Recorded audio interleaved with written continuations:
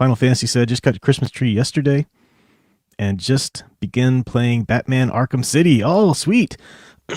That's interesting you say that. I just finished playing Arkham City all the way through. I do have a few. I'm going through the challenges right now. I never did go through each and every one of the challenges with all of the different characters. It's pretty easy to do all the challenges with Batman. But once you get to somebody like Catwoman or Nightwing, you don't have the cape, you can't do as much as you could with other characters, and then certain characters don't have as many gadgets as Batman does, or Robin's got different gadgets, Nightwing with the Eskrima sticks, it's a whole different ball game with each character. So I've been having fun going through those challenges, and sometimes I'll Catwoman I think is the hardest. I think she's the hardest to do with the challenges, because when you jump up on predator perches, to stay out of the sight, she's a lot slower at doing that because she's, obviously just climbing up versus, using a grappling hook. So it's fun. It's fun to do that. Just sometimes they kill me, but I just keep coming back to them.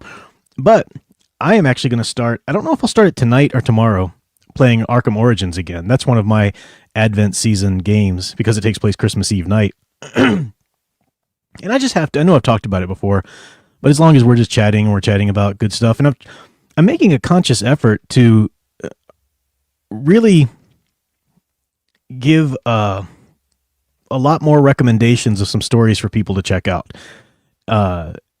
Because I talk about, the drum that I constantly beat is stop consuming all the new content. It's one thing if something new really truly is proven for this or that reason, or it really does merit a chance for this or that reason. But some people, like how many people are going out to watch Wicked who aren't even musical fans? But it's the new content and I got to watch it because my channels are going to talk about it. So I got to see it. And, it's like watching media has become just a way for people to support their identities.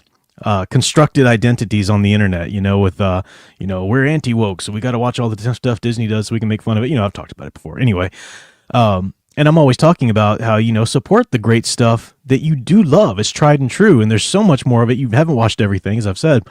So I've tried to, really bring to the front a lot of stories that, maybe you've seen, maybe you haven't, maybe you've read, maybe you haven't, but just constantly talking about. Somebody left a comment on my video. I cut out the video from last week's stream where I was talking about, look, just go back and watch the great stuff. And somebody said, well, what stories do you recommend? And I was like, have you watched my channel at all? Just go through the video list. I do reviews about a lot of this stuff.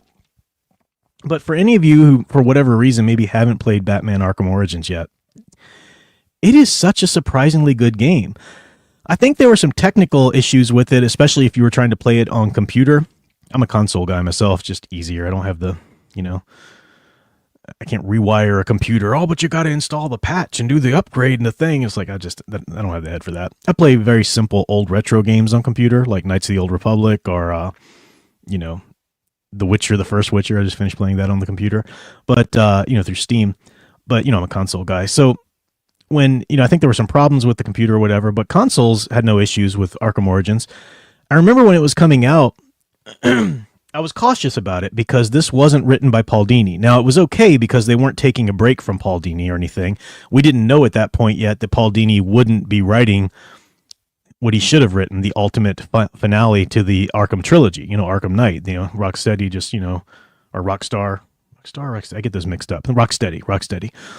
They just, pitched him to the curb. Like, we can write. We've been doing this. Like, no, you can't. There's tons of holes in that story. But, we didn't know that yet, but they were going to take a long time working on Arkham Knight because that was the next generation game, and so the fans were like, "Okay, that's legitimate." It's Rocksteady; they take a long time between games anyway. So Warner Brothers kicked it over to Warner Brothers Montreal Gaming and let them develop this Arkham Origins game. And I was, so I was a little weary of it at first, but totally willing to give it a chance. Different voice cast, of course. Kevin Conroy and Mark Hamill didn't come back to reprise those roles, but the cast they got was incredibly well. Troy Baker, who's usually just does Two-Face, but he did the Joker incredibly well. And I forgot the guy's name who did Batman in Arkham Origins, but he's the guy who did Enzo from Assassin's Creed, and he did a wonderful Batman. They really they kept it in the spirit of Conroy and Hamill's portrayals, but they didn't just try to copy them outright. It was good. It was great. And this is a Batman who's been operating in Arkham and in Gotham City, I think, for 2 years at that point, 1 year or 2 years. And it's just wonderful. It's Christmas Eve. It's the introduction of some characters like Bane, Copperhead, really cool iteration of Copperhead they do, and the introduction of Joker. Some people are mad because they bait and switched a little bit. They said this game, Black Mask, is going to be the big crook of this game, and it ended up being the Joker masquerading as Black Mask. And so, if you were really upset for that, or you're really looking for a Black Mask game, I totally get that. I get that that's a legitimate criticism.